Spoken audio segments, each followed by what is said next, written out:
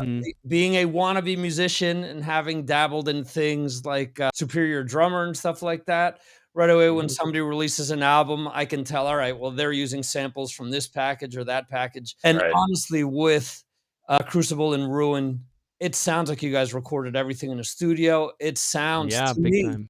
it sounds like this could have been released in any decade without like those technological markings. Man, Say, yeah.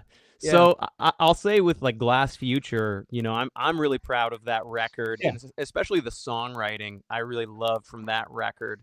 And I think what I really dig about Glass Future was that we were able to do all of that DIY and get an album that sounds great. It does sound like it was done at home with kind of the right, limited means, but it almost has a character from that. And for mhm, me, it really feels like a timestamp.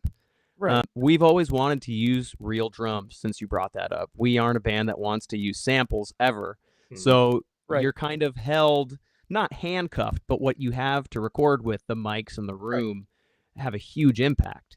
And going into the studio with Neil, we were like, man, I want it to have that bigness without being crazy compressed or just like Mm, punched in with these like drum samples.